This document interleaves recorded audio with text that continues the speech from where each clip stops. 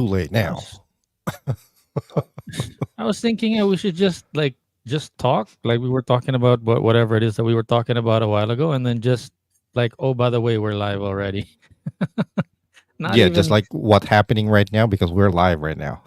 yeah, not even start with like, hey, everybody, okay, we're live now, and then here we are, we're going to start the show. Like none of that. Just like we're It's, already like it's mid just sentence, useless. yeah, like just mid sentence. None of that awkward intro and starting the show or anything like that. It's just straight up Right. like mid conversation, and they're like, what are they talking about? "Oh, I don't know. We'll see." Yeah, it's just one of those things. It's more candid that way, and it feels more personal, so to speak. Right? Yeah, or it's like they're what's the feeling? Like they're eavesdropping. I get a feeling. Anyway, Is that what you were like when you were being a fan of like radio and podcasts in the beginning? This is what I wanted to talk to you about on the show, by the way, if what? you're up for it. Jeez, listening to another podcast while doing a I know there. I podcast, forgot. like Sorry, I had to ultimate mute it. multitasking. By the way, is the light better? So I moved everything back a little. Is it okay? Is it much better? You're a little blurry, but it's okay. Blurry.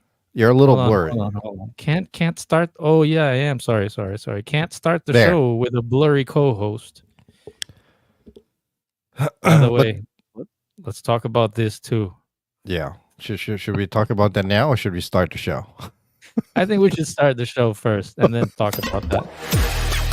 Two guys from two sides of the world. The flip side with Jay and Noel. Catch us live every Wednesdays and Sundays, 6:30 a.m. Eastern, 7:30 p.m. Philippines. Now, your hosts, Jay and Noel.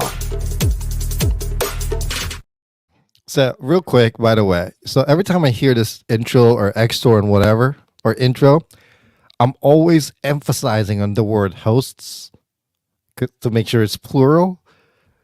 Because for the longest time, I caught shit from my wife and my daughter. I was like, it's hosts.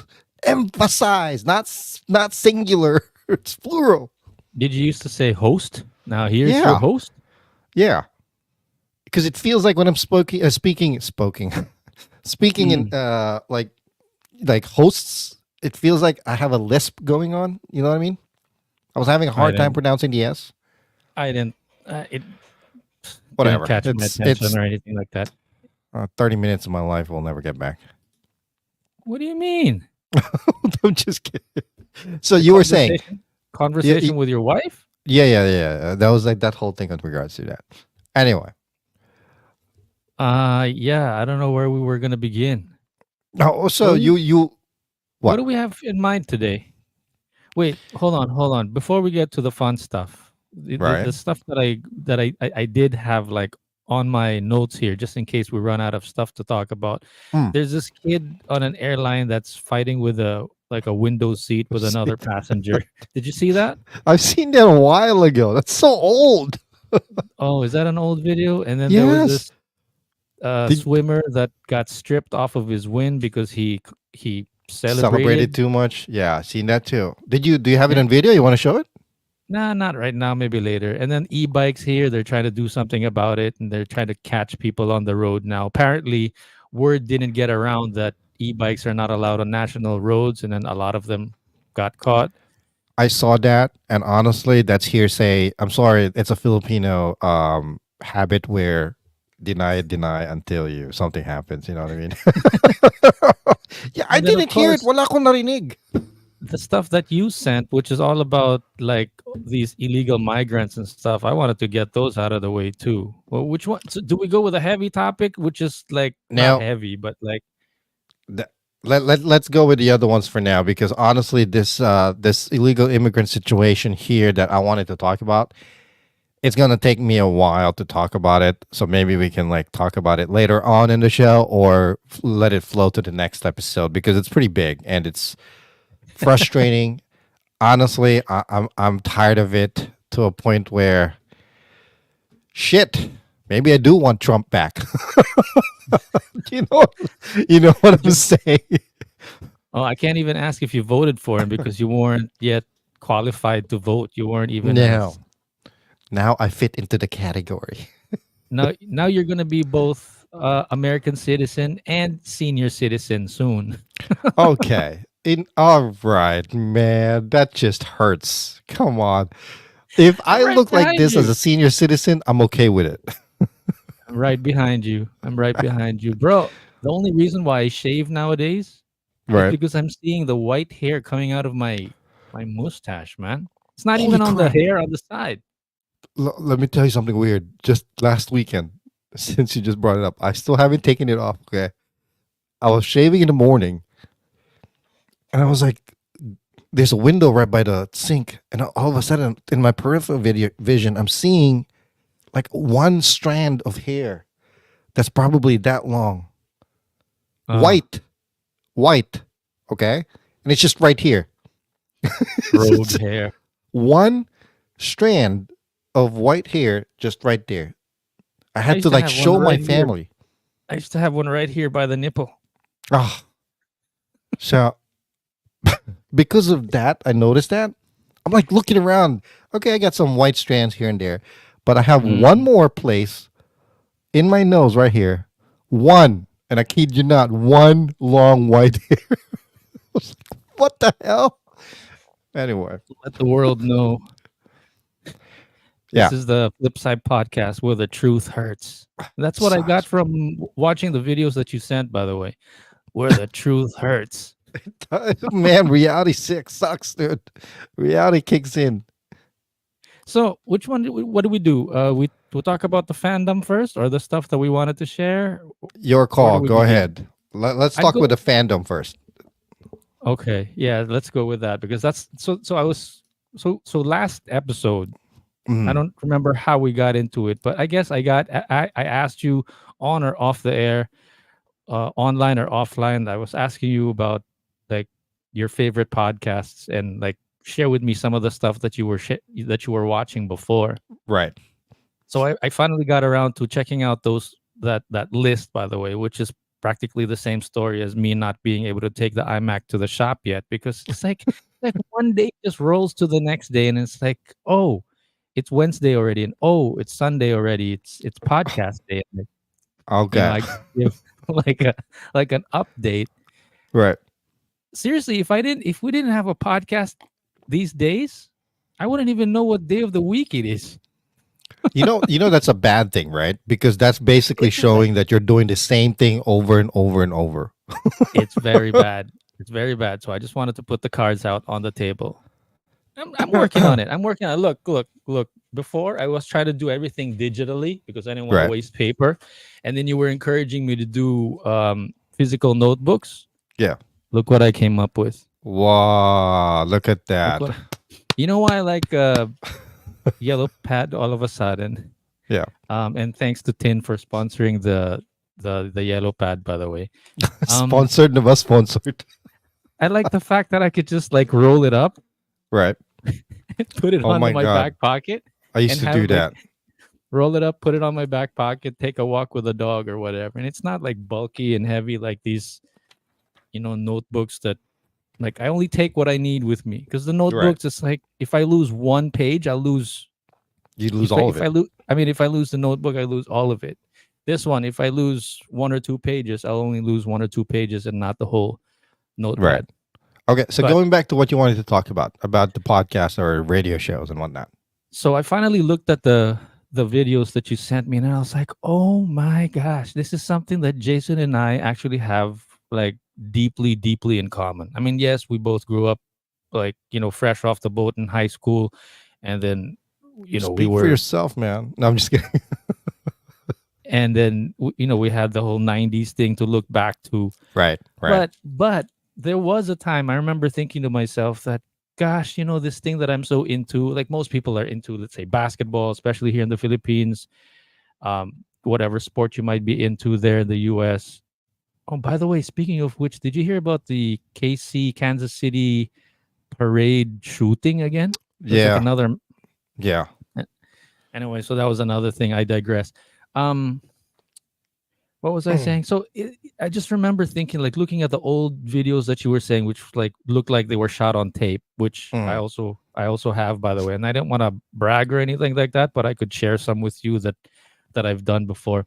But right. anyway, just remember thinking, gosh, I remember feeling sort of weird that I was sort of the only one, which I felt like only in the Philippines that was so like into like which is probably not true. Like really like radio DJs and podcasts and Right.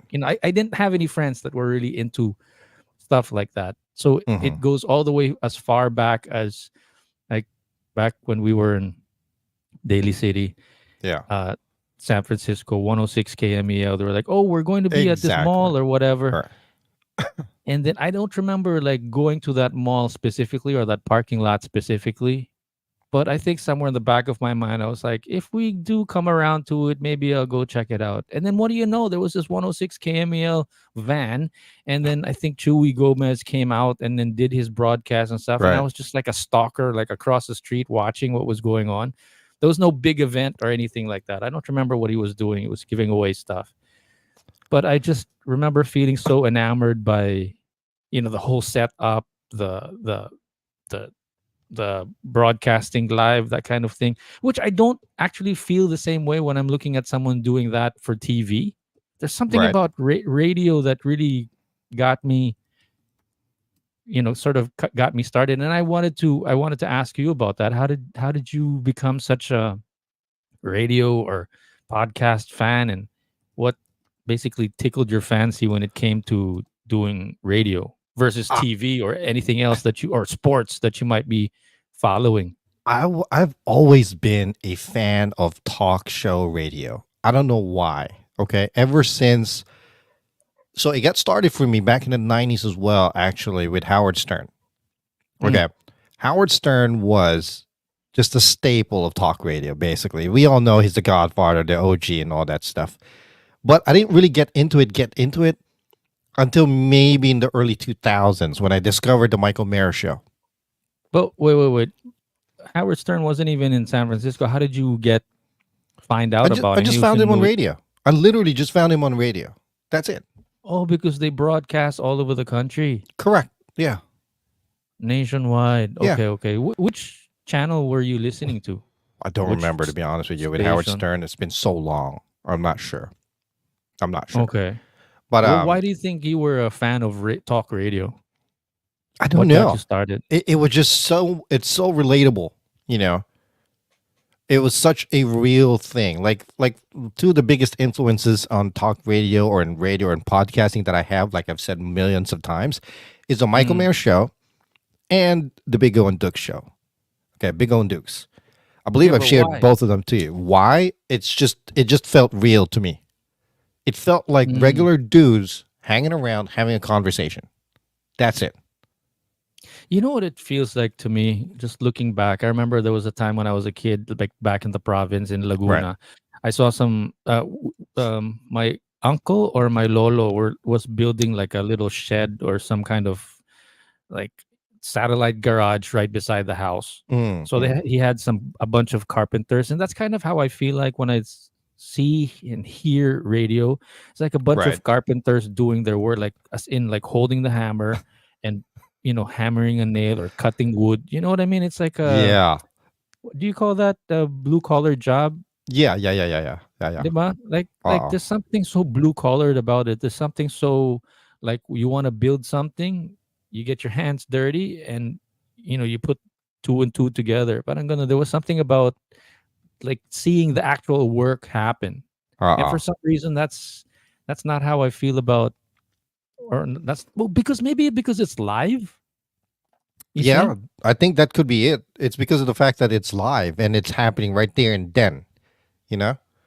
Where, like you said, in the middle of your work day or whatever it is that you're doing, you're listening to something that's simultaneously happening. And back then, it's even harder because it's not like today where you can stream things live. You know, literally before it's just a radio, like you said, right? It's just sitting there Mm-mm-mm-mm. while you're working, you're listening to it and just relating to it.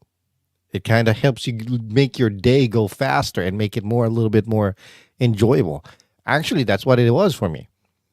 you know, because of my job at that time, I'm allowed to have a radio on. In the background, I would have the Michael Mara show and then the Bigo and Duke show. That pretty much ran for 4, 5, 6 hours straight because I think it was 6 hours, I think, because it was like a Where were 3 hour you? show for each one. What was your job at that time? I was doing some admin work basically, In an office, Yeah, for a hotel, back then. like walking around with a headset, like Correct. a security guard. Those old. No, no, no, no. I had a Walkman, and then Mm. I had headphones that would just go into my ear. That was it. That's what I feel like the security guards here walking around. They have their walkie-talkies, so they're Yeah. talking to other guards, right? Security office, admin, whatever. Right. But they got a headset on, and I bet you they're listening to AM radio or a podcast or Mm. something. It's not like work It's related. dude. It has nothing to do with work related or even music. Sometimes for a lot of people, it's like when I go to the gym, I'm not listening to music most of the time. It depends on my mood. Sometimes I'm listening to music. Most of the time, honestly, I got my podcast on the background, listening to it. That's it. It just makes it easier. I remember doing assignments back in the sixth grade before we moved to the U.S. and being so annoyed at the radio show because I was listening to like a countdown, Right. like today's top 10 or today's top 20 or something like that. And I would be like, I guess, calling in or voting in or whatever. And then when I finally had the chance to be like on the radio, I kind of found it weird that people would actually what's the word, that would actually follow. I don't know, What do you it mean? would be so weird to be on the other end of the to be on the other end of the event or the spectrum Right. reality. Yeah, just going back to it, it was just parang, What was the influence for you? Which one? Like I've told you, my influence was Mike and the Michael Mayer show and the Big O and Duke show. What about for you? What was the influence? hold on. Michael Mara and the Big Dukes that you're saying, when did that happen? Was that late 90s or early Yeah, about 2000s? early 2000s. Yeah. Again, they Oh, were these. They were podcasts did not exist at that time. Basically, it was radio show. It was a talk radio. uh, Michael Mayer show from like 11 to 3, and then Big O and Duke show from like 3 to 7 or 3 to 6. I don't know. back in Can't the remember. early 90s. Yeah, so I was already a radio fan even before when I was still here in the Philippines. I was Right. listening to a lot of music and it was pop. When I moved to when when I moved there, I had to be loyal to like hip hop 106 KMEL. Right. But like for some reason I found myself listening to like a long, and this is trying to answer your question about what got me started. Right. There was this like live 105, like some kind of show about either it was like sex education on the radio or relationships or whatever. It just got me hooked for some reason. Hmm. And I think that's what it was. Like they had this like live 105, like a counselor or something like that on the radio. Mm-hmm. And then they also had like some street knowledge thing, something about gangs and talking about Tupac versus Biggie, that kind of like basically trying to address the whole gang violence on the radio, which was also on 106. So yeah, I guess it was just I just found it interesting that they found it important enough to stop the music and talk. Mm. And I was like, what? What? Why? What's more important than the music? Right. And then I just slowly, I guess, I got into it, uh, listening to like you know them talking about like what it's like, what can you do with it in the community, where can you meet up if you want to feed people, that kind of thing. Right.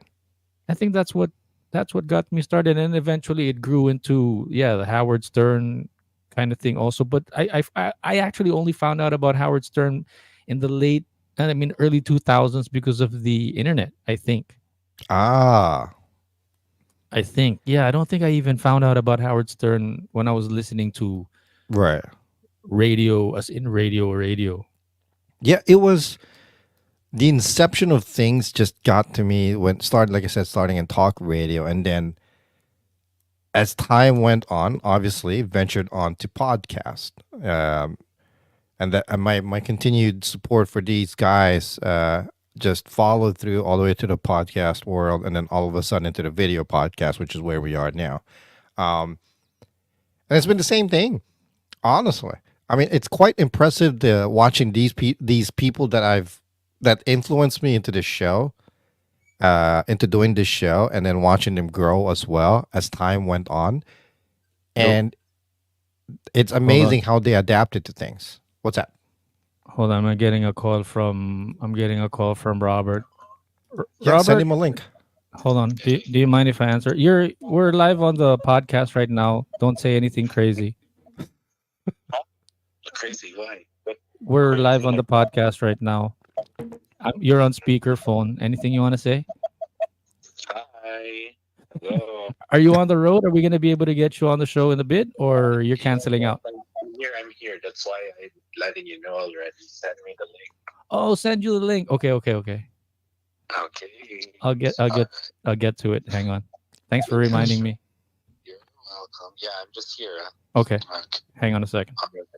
Cool. Cool. Hold on. Awesome. Okay, so I guess that Nice. means it's going to be on. Which Nice, it's funny nice. because I totally forgot to send him the link. So that's good. At least we're wrapping up this Right. thing, where I totally lost my train of thought.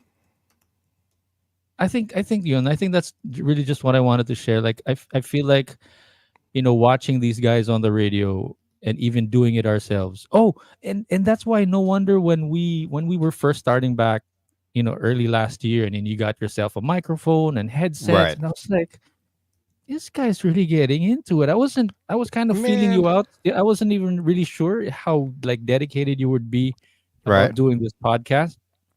And then like seeing you getting the mic, because I already had the microphone and everything, right? Right. So for anybody that's kind of wondering why I felt so, you know, because you were just slowly gathering all the gear, and then I already had it, and I was like, let's see.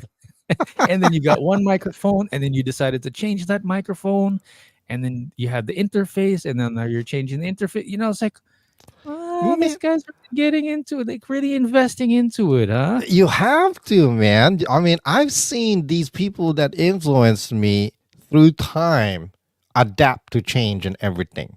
And I figured, you know what? If I'm going to do this, might as well go all in. Okay, Roberto just messaged that he's getting ready. I'm also trying to figure out how to. Oh, there, invite. Okay, I'll send Invite him at the link bottom. in a second.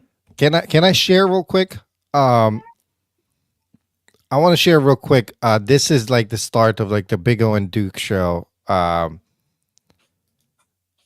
whatnot. And I wanted to show you like the type of show or podcast that I pretty much listened to before, and it was relatable for me. If I can just hold on, give me 1 second. Fat is out. Let's count him down. I don't want to see this. Oh! Did he drop the fat? You gotta get all Yeah. of it, bro. You Yeah, gotta get Jamie. all of it. This was basically the talk show that actually have live events going on back then. This was the food stock. Basically, they gathered all these food trucks into this one location, and then people would come in and support and yada yada yada, and they do a show live broadcast, and it was kind of cool, And this is not a podcast yet. This is a radio show. Correct. This Like is a radio show. Terrestrial radio, legacy radio. Correct. How the kids used to listen to Yeah. things happening. When you actually had to pick up the You radio, gotta get all. look for it on the dial. Right. Dial the- Right. Okay. All that. Yeah, you Oh, might have to that's lick the gross. top. That is gross. That cooler lid is not. It was just something that I thought was like a good idea of the kind of podcast or radio talk radio that I listened to before. It was relatable. The Michael Marin show was more of the serious, more well mannered type of show where it's regular Joes having a conversation. The Big O and Duke show was a group of guys literally chilling out, hanging out, and doing fun things together. So it was a balance for me. That's why it worked out. You didn't feel like that you were losing one's loyalty from the other because you No. were switching from. Did the schedule like work out? Like, which, by the way, you had to listen on a Yeah. schedule. It's not like whenever you just feel like it. No, it schedule worked out because I would start listening to it at work, and then Mm. all the way to the point where I'm driving home that I'm still listening to the Big O and Dukes. You know what I mean?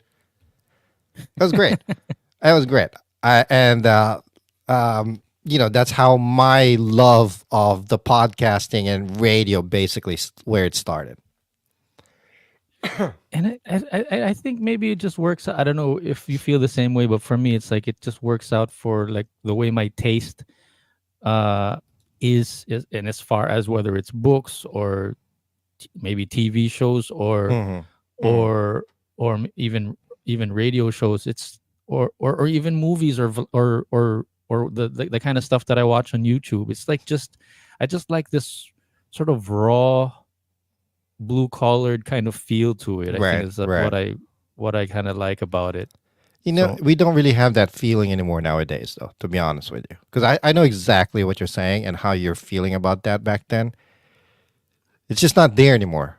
You know, it's different now. It's a different feeling. does everything feel so polished? Is that what you mean? Not so much as polished, but more like convenient. Do you know what I mean? Mm, Having that applies to any kind of things to talk about now or to do nowadays, where the lack of urgency because everything is so readily available. Does that make sense? right. Yeah. But anyway, sorry to kill this. It looks like we have somebody dropping in right now. Yeah, should we? I'm trying to figure out if we should play the. Spill beans, spill the beans. Hey, Did you see Hey. that, Roberto? Hello. Did you Happy see New it? Year, everybody. Belated. Did you see? Did you see the spill the beans banner that we made for your segment? Yes. Good job. welcome, welcome, welcome, Roberto. It's been a while. How have you been? Good. He's Never been better. busy. Been busy. You want to tell us anything about the latest? What's the latest? Spill the beans. What's the latest on you? Well, a lot of things have been going great. I'm going to be part of a panel at the Manila Coffee Festival on March 17th. The Manila And Coffee Festival. yes. Wow. So it's this event. Of course, they promote Philippine coffee, but at the same time, it also brings to light a lot of the people who are involved with agriculture and other forms of trade in regards to food. So for those who might be interested, maybe you guys could check it out. Well, at least Noel, who's in the Philippines, he could check Right. it out. Yeah, where is it going to And be? I missed your last event back in Eastwood last year, man. yeah, now's your chance. Now's your chance to Yeah, make amends where is of it? that. Where is it going to be? March 17 um, at at the Marriott. in Makati? Where? No, at the Pasay, in front of NAIA 3, Okay. Newport City.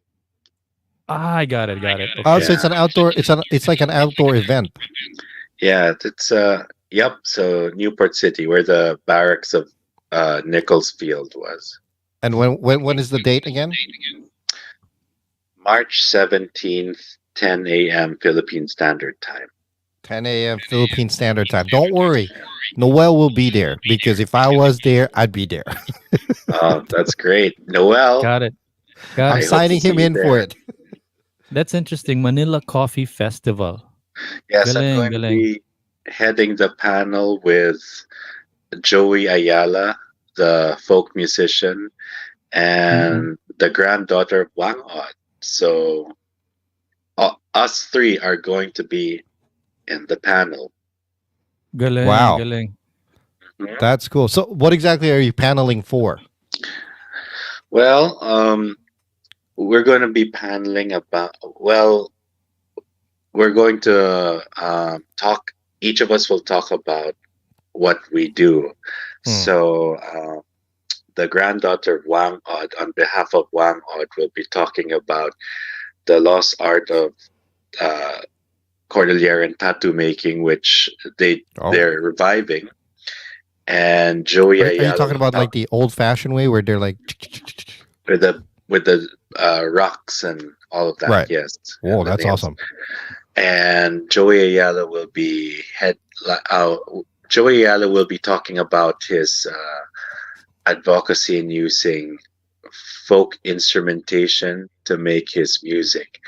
And I will be talking about my advocacy in regards to Philippine heritage and cuisine, and how um, I would like to raise awareness of our lost traditions. At the same time, I want to uh, let people know about my own experiences Mm-hmm. Mm-hmm. in being a content creator and a journalist, and at the same time, um, of course, since it's a coffee festival, I talk about my experiences with coffee. So Right.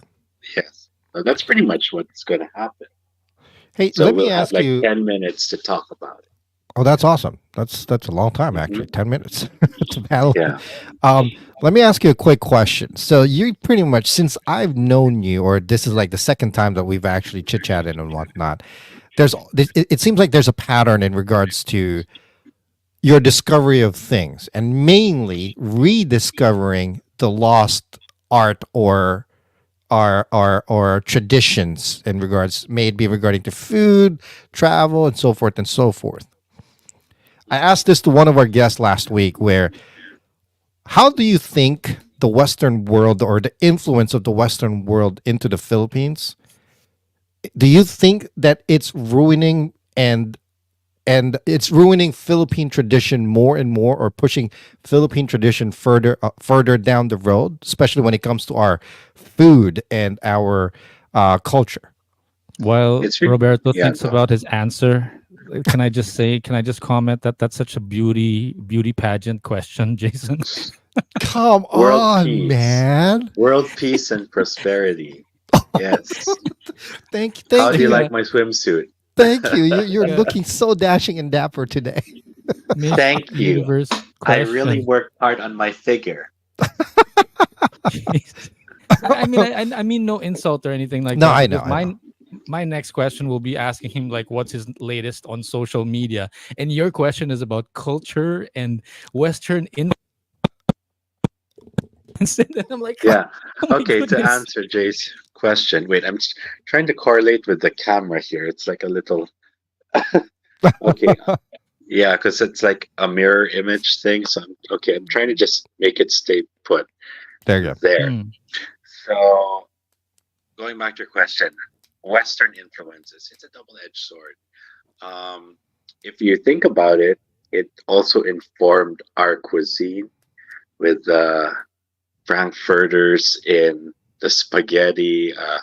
What else? Our usage of canned goods, uh, powdered milk, in polvoron, a lot of mm, things. Banana ketchup, um, mm-mm.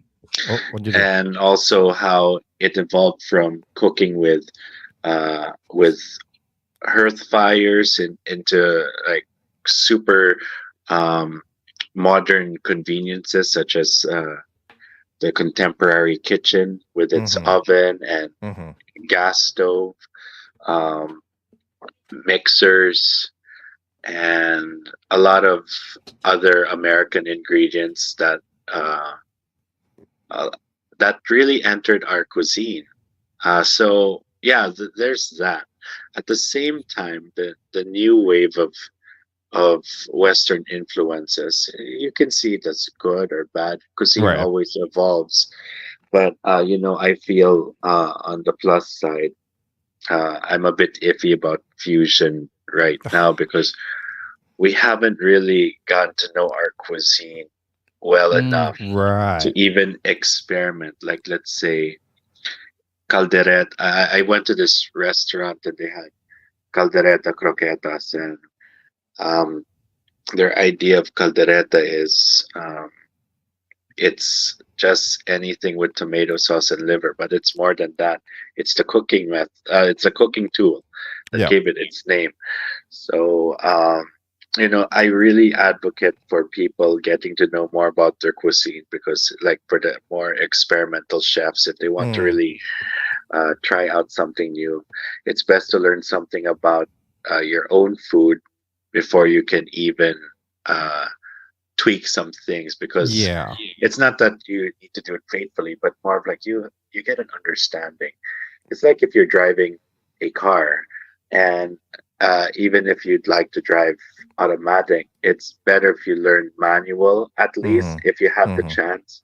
So you get the feel of the car, you get the feel of the engine, the make, the acceleration, Right. the crutch, all of these things. So that when you get to automatic, yeah, it's easier, but at least it makes you appreciate how a car works. It's the Yeah. same thing with Filipino food. Yeah, I've always thought that uh like I agree with you 1000% in regards to fusion Filipino food because I'm yeah, seeing more and more of that here in the States, okay? Where it's being the actual representation of the Filipino dishes itself is kind of being tarnished because it's being infused with the Western style already. Okay. Maybe, I believe maybe, one of the things maybe that's it's. missing that's not the or that's not being pointed out properly is the pure flavor of Filipino food. You know, I think it's a it's cop yeah, out. I what think do you it's mean a a cop cop out? out. Like when you like, oh, we're going to do Filipino food, Western style. It's like we don't really know what we're doing, and we don't know if you're going to like the Ah, taste. So we're right. going to make it taste like the one that you like the burger that you like to eat, Yeah, yeah. It kind of whatever it is that you're diminishes it, familiar doesn't with. it? Yeah, it diminishes it.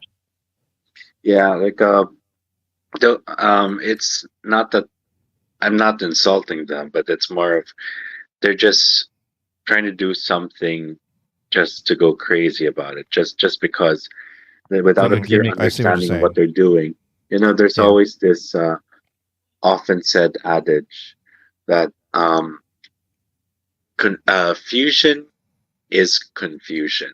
Yeah, And that's yeah, pretty much Mm. it, like yeah. it's pretty much a mixed bag, because let's say, I'll put this and this and that, but then will it work? Most of the time it doesn't. And for most of the time it's usually a just, cheap thrill, and then once you're done with it, it's like, I okay, think so I what's next? yeah, Yeah. I'm not really knocking the infusion in regards to the food and whatnot, especially with Filipino dishes. I know there's a lot of these restaurants here, especially in the West Coast, that's trying to incorporate the Western style into our Filipino dishes, which is fine.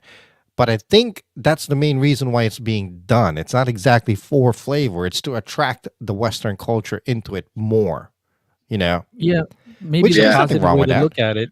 Maybe the positive way to look at it is it's a nice introduction to Filipino food, Correct. and then we'll give you the balot.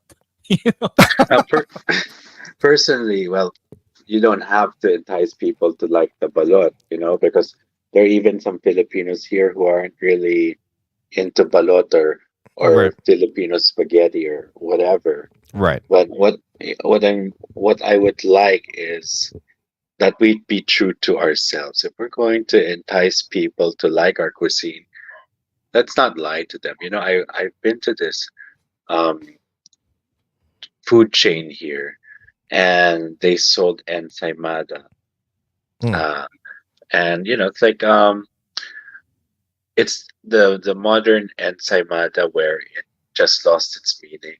It's just a bun and with buttercream and queso de bola. Fine. Mm-hmm. Mm-hmm. But okay, I walked in there. The name was ensaymada. Okay, great. I go there a second time. It's called queso de bola ensaymada. It's still doable because you're describing what they put there. The next time I visit, it's called cheese brioche. I go, Ah, huh? What?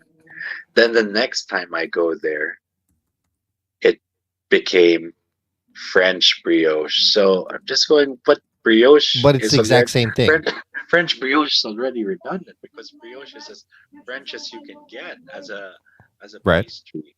So you know what I mean. And then I think the reason why they did that was to appease majority of the clientele who was in that area, and most of them are Caucasians or people who are foreigners who are living here for work, Hmm. and maybe to appease them, like, hey, try this one.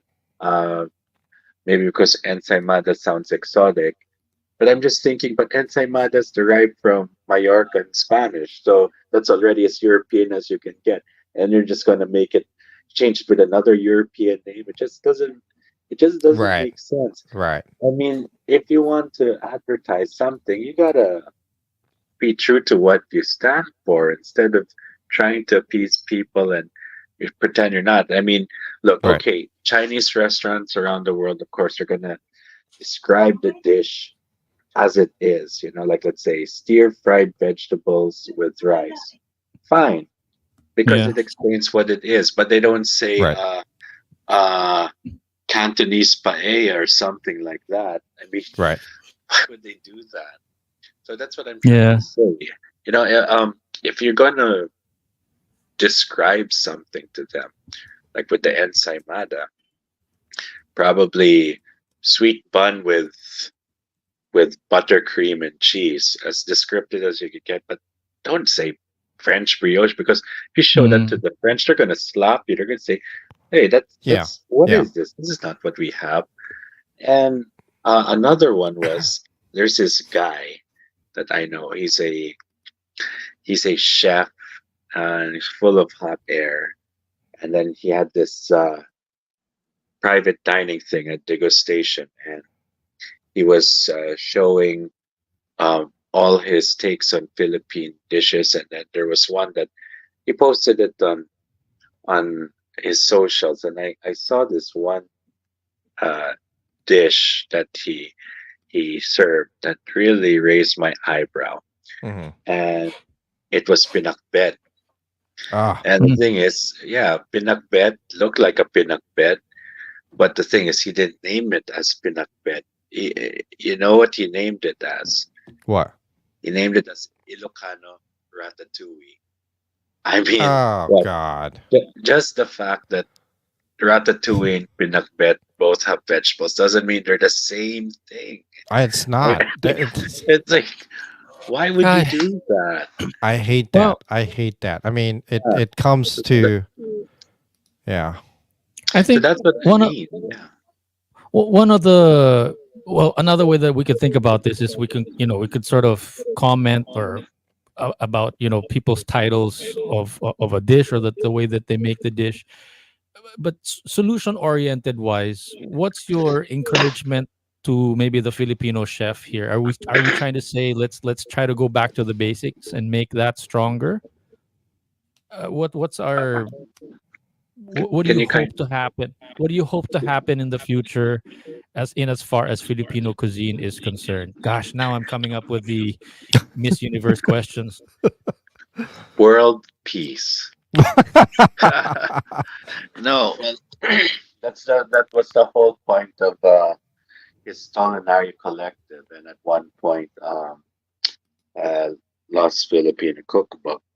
Hmm. My whole advocacy is to make Filipinos appreciate their their cuisine and also their heritage, and that way, uh, we can have the sense of pride and not this fake Pinoy pride that if this celebrity with 5% Filipino ancestry becomes famous worldwide, we're gonna clap our hands and just stand up for innovation. No, uh, a real Filipino pride, wherein we can say, hey, this is really our own from this land, not something that's superficially from somewhere in a different country. Then we're going to just slap it with Filipino in it. You know what I mean? Yeah. Because Yeah. the Filipinos have this tendency to look down on their own culture and their own country. Um, they equate anything Filipino with inferior, I mean, it just doesn't make sense to me. Like, let's say these bourgeoisie kids showing off their Nikes that they bought from the U.S., but that probably was made in some in some Southeast Asian country, probably maybe even here, maybe in Marikina. And Mhm. then if you get the same shoes and say, "I got that from Marikina," they'll say, "Ah, that's fake." I had a lot of that in the odds. A lot of people my age when we were kids, they were all thinking too stateside, and I'm just thinking, not everything there is that great, because I mean, if you look at it here, we Right. got we got good craftsmanship. We just need to raise awareness so that maybe more of the LGUs can finally pay attention to what they actually have in their municipality. Like with Mm. Asin Tultul, no, for a long time it was abandoned, and it was only one family that was doing it. There's one family left making that, and the LGUs, nobody really cared to anything about it. But then when it was raised in profile by the media, all of a sudden that's when the LGU started to care and go, "Oh, okay, I gotta protect this heritage product of our town." Mhm. Mhm. So if you didn't bring that up, they probably wouldn't care. So maybe what we need to do is raise more awareness for these things so that all these local governments could just do something about it instead of spending their their funds for basketball courts that we already don't need. We could focus on the things that can actually bring in the people and build up their economy. Right. Um, Right. so it really goes long term. You have the food heritage, and then you also have the entire thing to do with heritage. Mm. So that's what I stand for. I really want to raise awareness for a lot of these things. It I will cover more. I will cover more on food, sure, but I would like to also cover on other things in the Histolinary Collective so that it can um, be more diverse in topics, just as diverse as the Filipino people and the numerous cultures that are in the archipelago. So that's what I want to do. And, it seems to be working because there are people Right. that also feel Mm-mm. represented, like, hey, you're talking about my cuisine, and Mm-mm. um, nobody really brings that up. And I thought I was wrong this whole time. Right. And I turns think out they were the first ones to do it. So I, it really feels that's gratifying what we're trying to. when you That's see that the things that you are doing to help the people is actually yeah. taking effect, and people appreciate uh, what you do, and in turn I appreciate their appreciation. So Mhm. it's Mhm. really it's really a two-way street. Um, yeah, so that's pretty much it. Here's another thing. Spill the beans. Did you know that the ancestor of the chicken actually came from the Philippine archipelago? The I did not know that. Yes, yeah, the manok labuyo, or in other manok labuyo Tagalog, manok ihalas in Cebuano, and a bunch of other names in other parts of the country. Mhm. So this is what would be colloquially known as native chicken, but it's not actually a chicken because the chicken is actually domesticated. So this is the ancestor of the Right. chicken. Right. So yeah, that's something to be proud of. Like now, everybody has chickens thanks to these fowl that are just running wild all over the archipelago. So it's the little things like these that we tend to take for granted. Right. Also, the fact that we tend to see things in a Tagalog lens, because What do you mean everybody by in, that? because the problem with Tagalogs are because Is it like a everybody are one-sided thing? yeah, because everybody, yeah, well, everybody in the archipelago can at least speak Tagalog to an extent. Right. Um, it's like the lingua franca, but at the same time, that makes the Tagalogs more Tagalog centric, you Mm-hmm. know, Mm-hmm.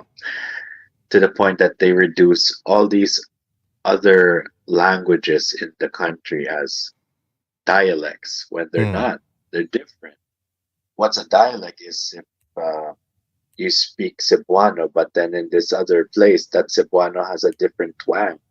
You know, Fusion. um, it's Touche. spoken in That's a like good way of northern looking at it. Mindanao. Right. That's dialect, but that's not language. I mean, but the languages are not dialects. So Oh, I want to I really mean, make people a aware. dialect on its own is a language on its own, so to A, speak. a dialect is an affect of the language, but True, it's not but the that's language by per se. definition. That's by definition because if you have 10 different dialects in one country as an example, right? On its own, it's a language on its own. What makes it really determined or labeled as being a dialect or not if it's officially announced as being a language because technically, well, in the Philippines right now, like for example, Bisaya is practically more spoken as opposed to the actual national language as in Tagalog.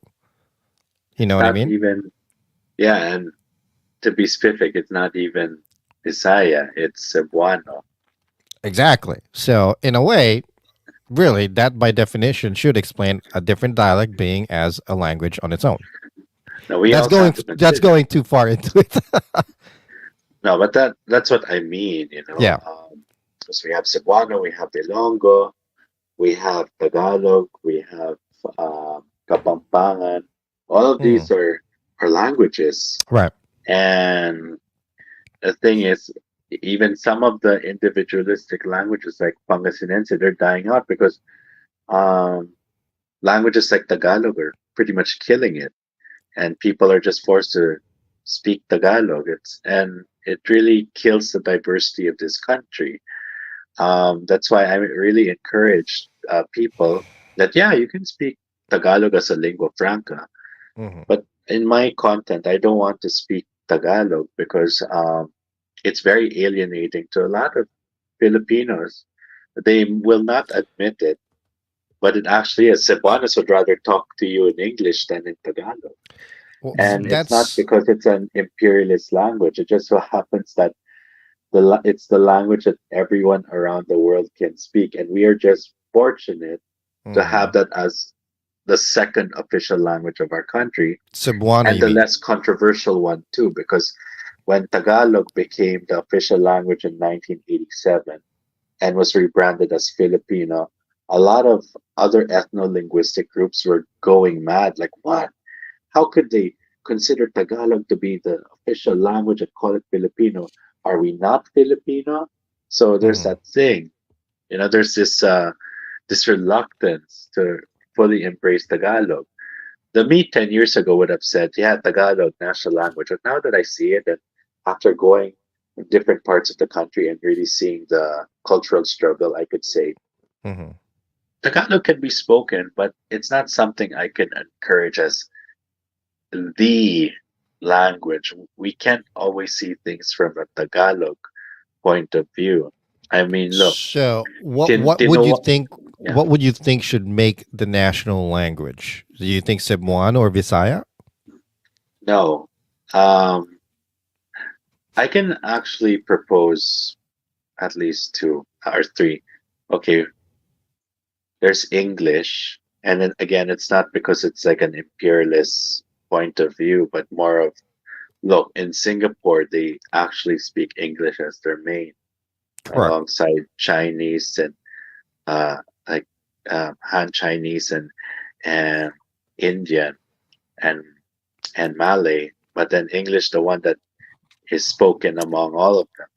Correct. So there's I could propose English and then find Tagalog to represent Luzon, and then Cebuano to represent uh, Visayas and Mindanao, if there is no choice really.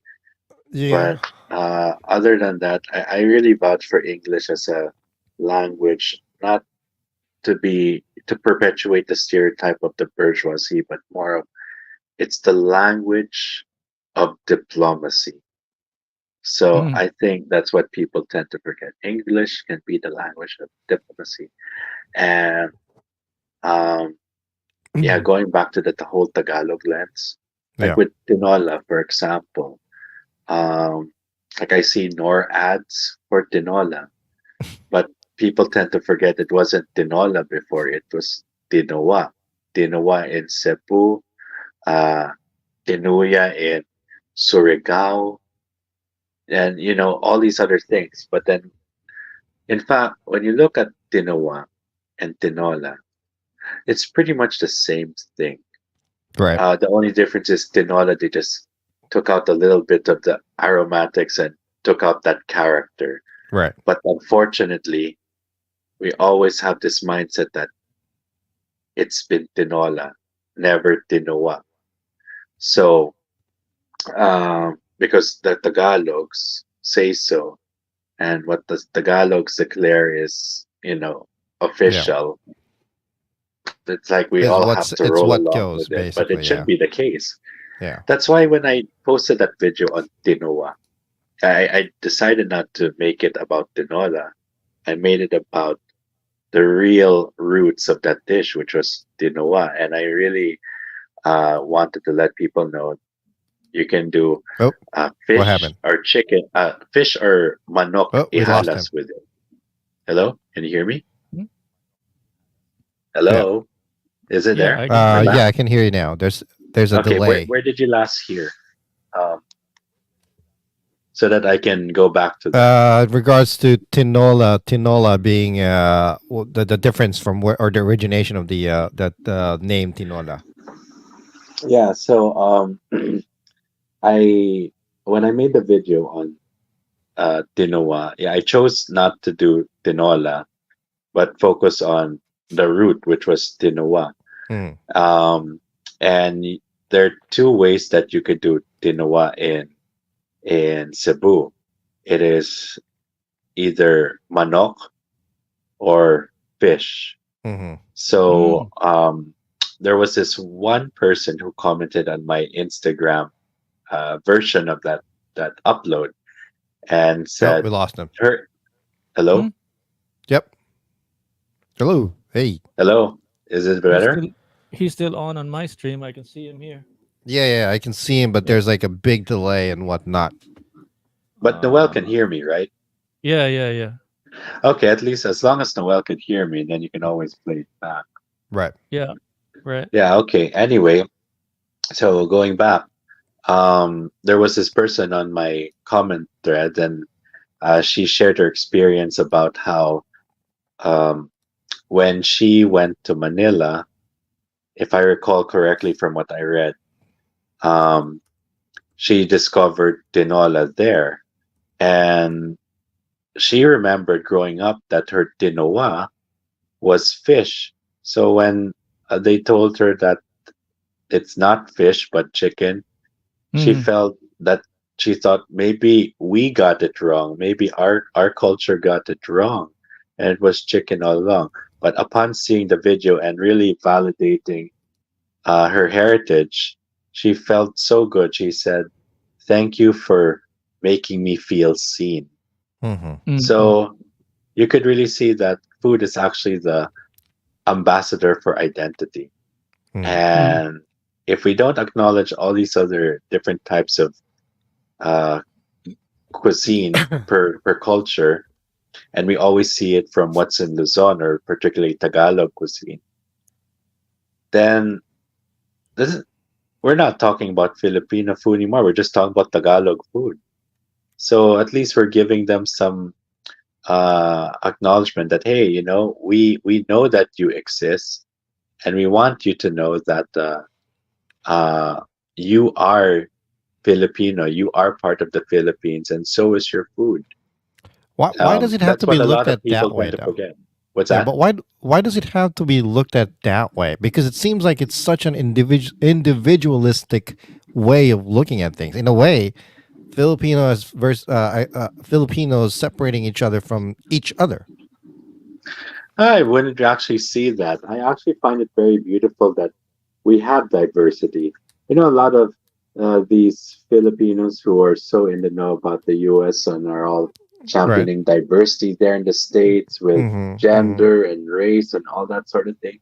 Yeah, before they can even jump to that, maybe they should also champion the diversity of their own culture because probably these people are Tagalogs who just see things in a Tagalog lens and probably think Filipino cuisine is just Right. sinigang and that's it. Right. You know, Right. when I'll tell you a story. I went to Western Visayas. I went to Bacolod, and I was looking at all these kansihans, these restaurants that serve kansi. Yeah. The, it's this dish with beef shank, and it has a broth that is soured with patuan, a fruit that is pretty much endemic there. And I asked one of the proprietors of the kansihan if they might have insight on how it came about. Mm. And this person just simply replied, "Ah, sir, it's our take on bulalo and sinigang. So it's sinigang na bulalo." And I'm just thinking, she clearly doesn't know what she's talking about. I did some digging and I find out that kansi is just shorthand for linaga nga kansi sang baka. So that's analogous to Southern Tagalog's Mm. nilagang bulalo ng baka. So what bulalo is shorthand for that nilagang bulalo ng baka, that's the same thing for kansi over there. Okay. And just to tell me that it's their version of bulalo, yeah, there's truth that it's the bulalo, but it's not bulalo the dish, the Mm. Southern Tagalog dish. So and the fact that they're saying it's sinigang na bulalo, that's not true because sinigang is actually Tagalog. And if you look at Visayan cuisine, Cebuanos hate sour things, and in Western Visayas, their linaga or uh, analogous to Southern Tagalog nilaga Mm-hmm. uses lemongrass and batuan. So that's their take on their own thing. It's just independent of what people are doing in Luzon. Right. Remember, we're a bunch of islands. We're separated by water. We're all different cultures, and we formed a lot of that heritage independently from the other. So All to very say it's their take on interesting. something Tagalog doesn't give them credit because, Right. oh God, it's always seen through a Tagalog lens, but they don't give them the credit Mm. that they actually deserve for themselves. Yeah, So you know what I mean, right? you So probably get that's pretty a much lot it. I of want to instill not as a Tagalog, but actually a human being and also a mm-mm. Filipino that, hey, be proud of what you have. You don't Right. have to pander to Tagalogs or you don't have to pander to foreigners and make it sound exotic or appealing. Mm-mm. Just be true to yourself and people will go to you. So That's That's what Roberto, I want. if Yeah. we want to catch more of this thing that you're, we're like a little drop in the bucket here, so you're welcome to pop in anytime. But for us to catch you individually, if we want to get to your social media, it's on Histolinaria Collective now. That's where we can catch you at. Yes. yeah. Historianaria Collective. Okay, Can where can So I'm people? on, yeah. are Yeah. you Go Also ahead. on mostly TikTok. on Yeah. Facebook, or you're on TikTok? You're on TikTok now. Okay, Yeah, same name. okay, Historianaria Collective. And then on okay, Facebook, okay. just type Historianaria and you'll find Roberto Villar Cabral, open Mm. close parenthesis, Historianaria Collective. That's the page. Right. Got Right. it. And That's that's the awesome. socials. That's the socials. Yep. If you want to meet you, or if we want to see you in person, March 17, 10 a.m. at the Marriott Hotel, Newport City in Pasay for the Manila Coffee Festival. March 17. You're going to be there, and I should be there also.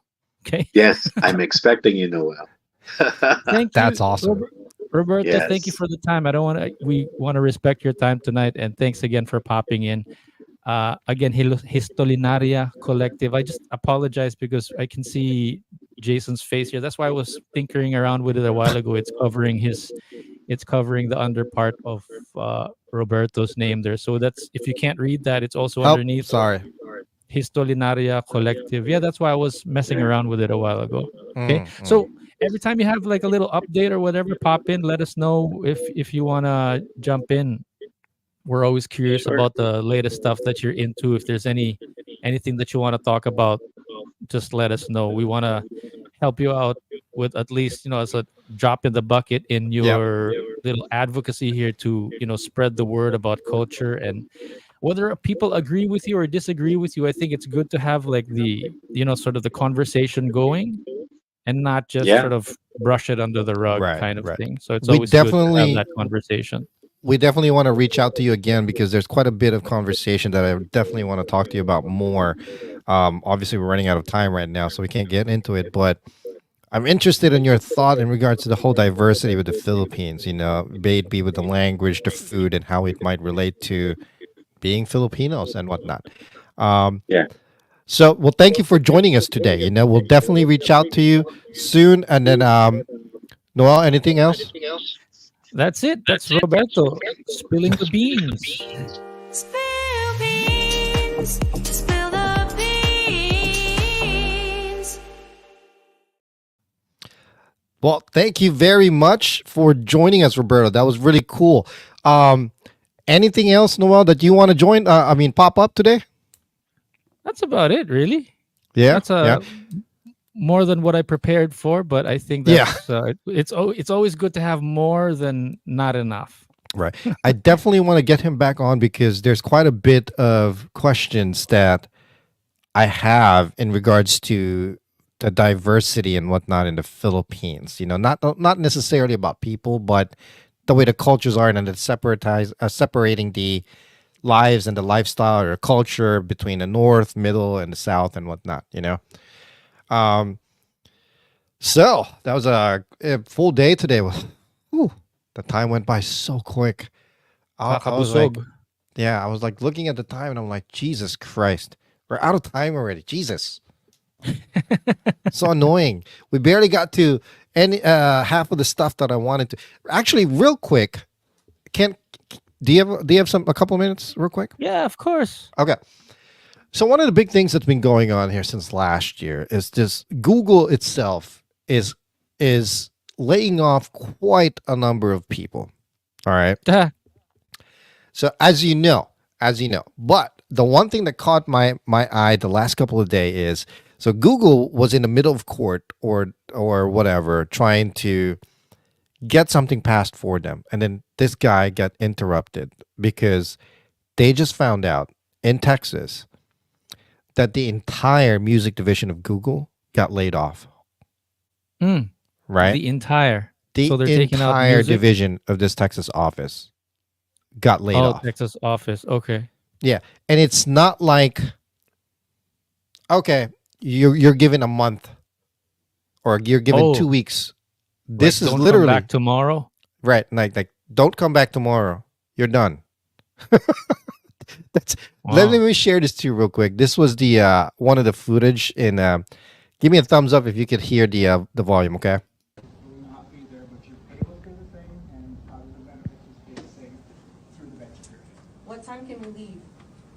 Pardon me? What time can we leave today? We're gonna get to that right after this meeting.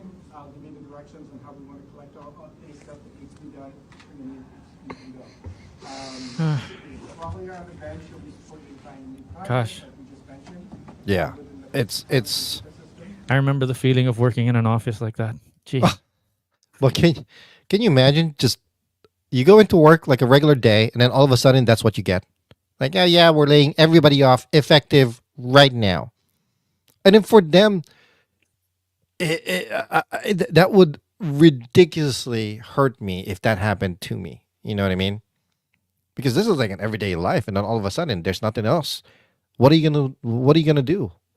That's why you're gonna always know? have to have that side hustle now. Right, Can't really right. can't really rely on any like corporate entity or working for someone, not even Google. Right. The biggest thing really is because Google is trying to save money and cutbacks. Cutbacks. Everybody knows the Google campus in California. It's ridiculous. Have you ever seen that? Have you ever Googled it by any chance? A little bit. I saw the bean bags and the slides. The That bean kind of bags, thing. the slides, the ridiculous coffee shop, the ridiculous food court that's provided for everybody, the housing that's provided for everybody, and then they're wondering why there's no more, they're running out of money and they're spending too much. Well, your overhead spending is ridiculous, and then to make it worse, childcare that's being provided all of a sudden is also being taken away, which hurts a lot of people, especially Oh, no. the younger generation. This guy actually explains it all pretty good, real quick. I apologize. I know we're over, but I wanted to get this in at least. Go preparing for to it. do so many layoffs, along with cutting down on perks like childcare and snacks, is because they know they're no longer the best game in town. Compare Google with a new app like Perplexity, for example. If Well, real quick, I apologize. I know it's going over, like I said, but one of the biggest fine. things that he brought up first was cutting away childcare. Understandable, but snacks, really? Snacks? You mean to tell me you can't pack your own lunch to work? Sorry.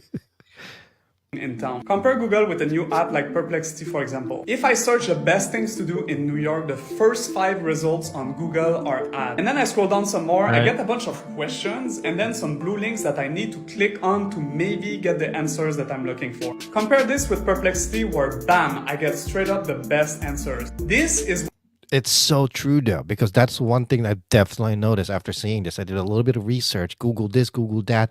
With Google, there's too many things. You know, there's ad after ad after ad, and then other things, pointers that's unrelated to what you're looking for instead of giving you the answer. I don't know if you've ever tried Perplexity. Exactly what he said. You search something, boom, right there. You know, Is that the same, similar, or different from, let's say, Brave, which is another browser?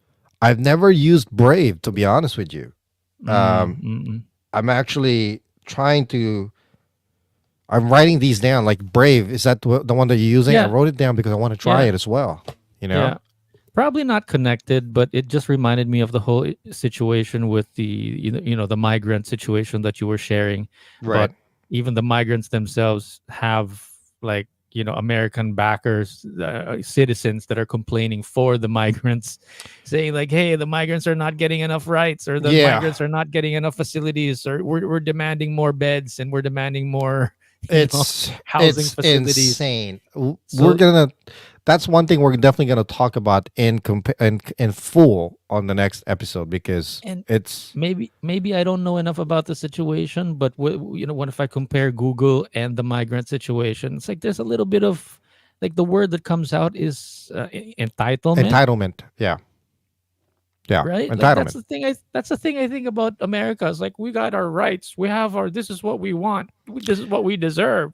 Yeah, yeah, definitely. In this particular case, though, it's a bit different because yes, the people or the employees of Google are being entitled about it. You Go ahead. know what? Listen, this is what they should do. Both the migrant situation, the hole in the wall, people coming through the border, Right. and the Google situation. You know what the solution is? What? Just hire Filipinos, or make all the migrants be Filipinos. If they were migrants, we wouldn't be asking for extra beds or housing facilities because we would stay in our relatives. Right. And if we were working for Google and then they cut the lunch break, or they cut the food or the snacks, oh, magbabaon na lang kami, we'll bring our own food. It's like, not really a problem. That's the problem there. Why does he? I understand at the beginning Google will provide all these luxury things to make it easier or entice people to work for Google and whatnot, but that's the entitlement mentality that when it's taken away from you, what are you gonna do? Why do you have to bitch about it? You don't. That's what I mean first- about us Filipinos. I don't think yes, there are some of us that are entitled, but I think most of us are not entitled, and we would just sort Right. of adapt to the idea, like, it's okay. Exactly. As long as we're still working for Google, it's okay. We'll bring our own baon, sir. Right, You know? right. Exactly. And like I said, if there's no place to sleep, we'll either sleep under the bridge or call a relative. Phone a friend, which is Filipinos- probably another Filipino. right. Filipinos will look at the brighter side of things. It's true though. We need to look at will look at the brighter side of things and then adapt to it, just like what you said. Now, what's going on here? If there's a Filipino worker that's working at Google, I'm sure he's not like, oh shit. they took the snack bar away. It's okay. I still have a job. You know what I Right, mean? exactly. We would be so grateful. It's not like it's the end of the world all of a sudden. Where a lot of these workers, I'm like, oh shit, man, that sucks. They took away Starbucks from the office, dude. Give me a break. It's a luxury that was provided for you for all these years. You know what I mean? Now, So that's eh, the latest. That's stressing you out. well, that and the whole immigration status, but this whole Google thing, they really, I think they really screwed this up. The Google campus in California was just way, way, way overhead. I'm sure. Okay, hence that money, all those that decade long that they had that. They could have saved that money to secure more jobs or longevity of the jobs for these people, as opposed to letting them go. You know, and then you're gonna lay off people because you're trying to save money. Okay, I understand, but you know what? Maybe take away the things that aren't necessary, the frivolous things of the free park, the free housing, the free lunch, the snack bar, the fruit bar, the breakfast bar, the gym, the whatever. All of those things that needs to be updated, maintained, and whatnot. Money being spent, right? Also, What's with today's days, having to have an open or a physical location, yes, I understand the necessity of things, but you live in a world where working remotely is possible. For what they do, they probably don't need to have a Texas location, but at least those workers could still work remotely, you mm, know? Or maybe, mm. as opposed to letting them all go, cut down pay. Okay, you probably have a board member or a higher level worker or officer that's making $1 million. Okay, if you cut it by 25%, which is more than enough to cover a number of people's salary, is it really going to hurt them? Now, I know it's going to suck for that person if you cut that person's pay, but have the decency or maybe think about it, longevity for everybody else. Yeah. You So know, come to think of it, I guess I didn't realize it when you mentioned it a while ago. They cut off the whole office. the whole As in, office. they didn't lay people off. They didn't lower their No, salary. close down the They location. there was no No, warning. exactly. Well, obviously it's money, but where do you think? Why do you think they're losing revenue? Why are they losing money? Is it from the ads? That's why I People are don't not. even know. Because when you log in, like it's like the guy said, if you Google something, it's ad after ad after ad before you even get anything. Obviously, they're generating money from that. So where's the money going? It's the whole idea of like the rich getting rich, maybe. I don't know. Who's to say? I don't run that business. I wouldn't know where their expenditure is, what their overhead is, what their break point is for every given week or month or quarter. I don't know. It's just me knowing that where I came from and what I'm still working for. My train of thought is I'm always wanting to have some kind of longevity, not just for myself, maybe my employee as well. Am I going to spend $15 a day on Starbucks, or can I use that $15 a day to add on to somebody's potential pay later on? Do you see my point? Remember back in Yeah. the day when Google's like tagline was "Don't be evil." Have they gotten into that category already? Did you ever come across that? And then like one day, all of a sudden, like while I was reading, like in the middle of like I remember it was about like Google Earth. I Right. remember I downloaded a PDF that one of the first pages said Google don't be evil, and then a few weeks or months later, they changed it to something else. I was like, yeah, something fishy is going on. I guess my I can't speak for everybody else, but my train of thought is if I'm given the option, okay, we're gonna cut your hours and cut your pay. I know it's gonna suck, but it's better than not having a pay at all. I'd be okay with that. Then I can at least I can figure out what to do next while still having something, as opposed to nothing at all, where I'm just Is being anybody told you're fired. complaining? Like, are Of lawyers coming course. out? I don't know if lawyers are coming out, but people are definitely affected by it, and they're just obviously they're shattered by this. It's their way of living. But if I was Google, like I said, I'd gradually do it. maybe to see if there's any improvement. Like, okay, cut your pay first, and then again, maybe a board member that's making $5 million, $10 million a year. Shit, you mean to tell me you can't relive your life on $5 million and use that other $5 million to keep somebody else's job, right? Well, there could be other things going on that we don't know about. But why are you so affected by it? It just sucks to have to see all these people go into work and literally find out at the morning, okay, this is your last day. You're taking it Come from a on. manager's perspective, like if you were the guy managing the store or the office. Yeah. That particular building, the Texas building alone, I'm like thinking to myself, Jesus Christ, that's gotta suck for the managers of that office because it's not their decision. I'm sure Obviously there's a something lot else of going question. There's a lot of question. Is there a severance pay? I'm sure there is. Is there some kind of a transition, whatever? But I don't know. We don't know that. Just let me finish what this guy is saying real quick. What Google would look like if they didn't care about selling you ads. But they can't do it because ads is 60% of all of the money that they make. And you cannot sell ads if you give people the right answer immediately. There used to be a time where Google was the best because they cared the most about your experience. But that's not the case anymore. That's why Google is preparing to get slapped in the face because they know it's only a matter of time before people realize what it feels like to get the answers you're looking for straight away. And that's why... Yeah. It's Jesus Christ, man. It sucks. All I can say can't. is don't quit your side hustle, man. Again, Yeah, man. do your own thing. Yeah, it sucks, and I know it was something like that is definitely bound to happen no matter what, especially with the lifestyle that Google presents to its employees. But I think they could have handled it smoothly and leveled it out as opposed to all of a sudden just like that. There's always a way. There's got to be something else going on, like behind. Oh, the I'm scenes. sure. Maybe Sure there is. Maybe the whole office was corrupt. I don't know. Maybe they were all doing something Right. fishy, and they didn't Right. want to let anybody know, or the management was kind enough not to let them know, not to let the public know, and make it look bad on management, just like cutting the whole office off. You know what I mean? Like, Yeah. There's always the press release, and then there's always the real story behind it. Right. Well, listen, I apologize for getting extra long there. It's like way too long already. So let's close this out. Enjoy the rest of your Sunday.